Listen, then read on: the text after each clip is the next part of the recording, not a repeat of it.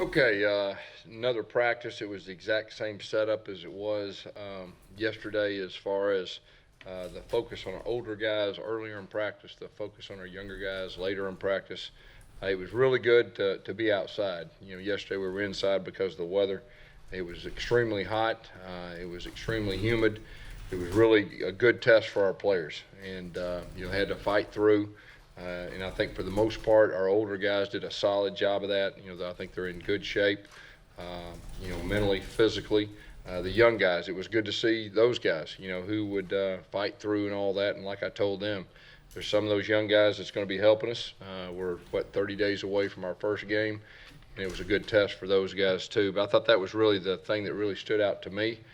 Last day in just helmet only, we got some good information, about our young guys from the first 2 days, as far as just the talent level, which it looks like we've got some guys that are extremely talented. Just need to figure out what's going on and learn their assignments. Tomorrow we're going to go out in pads, and it'll be a physical practice. We'll learn a whole lot more tomorrow as far as that goes. Marlon Character was out there today for the first time in helmets only, and did a solid job. But overall, I thought the older guys, offensively and defensively, you can tell they're farther ahead, and they did a solid job. And the young guys, I'm encouraged with their talent level. They just got to, figure out what's going on in the expectations as far as that goes. Questions? With the running back situation, has there been any thought of moving Stephen Davis Jr. or even Rudy Ford over there at all? Yeah, Stephen Davis Jr. is playing some tailback, and Petway and Carry On had very good days. Of course, we thought they would. Chandler Cox is also playing some tailback. All three of those guys are veteran guys. Did a very solid job today, as far as that goes. But we feel good about our depth. As far as at this point, we're not moving any defensive players over. We feel good about what we've got. What do you like about Davis? Well, he's a big athletic guy. We've seen him for 2 days, but he was a very good football player, really on both sides of the football. Coming out of high school, still figuring out what's going on. But he's a big guy that can run. So after we get in pads a little bit, we'll have a little more information as far as he goes. What other position are you looking at him to play on the other side of the ball defense? Well, right now he's playing running back. So I think the defense would take him at safety. We were talking about safety. We decided to put him at running back first, and we'll give him a chance to do that, and we'll see how it goes. Gus, where does Cameron Martin kind of fit into the hierarchy there? Yeah, Cameron Martin's got a lot of talent, and he's a guy that really the last 2 days he stood out. When we got him here, we knew he was a special type talent. It's just a matter of how quick he can figure it out. But he's extremely quick. He's got a lot of natural things to him, and he's a real attention to detail guy. It's real important to him. So that's encouraging. Malik Miller's another guy that he is much improved from the spring, and he really stood out to me in a positive way the first 2 days too. So. We got some guys battling out.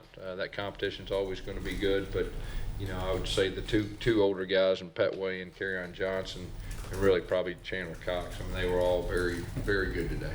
With Carryon, you touted his versatility at SEC Media Days. Do you want to now limit him with kick returns and maybe some of the wildcats? No, you think about Trey Mason when he returned kickoffs for us. As far as that goes, Carryon Johnson was one of the better kickoff return guys in our league last year, along with Rudy Ford. So we still expect him to do that. Yes, when Javon says that everything about the coaching staff isn't what it seems, that he never had a real relationship with you, how do you react? How do you feel about that? Yeah, all I'm going to talk about the guys that are on our team. He's no longer on our team. Is Marshall Taylor's absence related to Javon's dismissal? No, Marshall Taylor's taking care of some stuff, and that's separate, and that's just with him. Is he still part of the program, Gus, Marshall Taylor? As of right now. He's taking care of some personal business. We'll see what happens, like I told you yesterday. Okay. Gus, Carry On, how does he look? How does he carry in that additional weight? Because he's a whole lot bigger than he was last year. Yeah, he's stronger. He's put on a lot of muscle. He's still just as quick. Could be a little faster. And anytime you're a true freshman, that first full year really helps. And even though he didn't go through spring, he was still able to train. And he's got a year under his belt of knowing what's going on, and he's just a more confident player.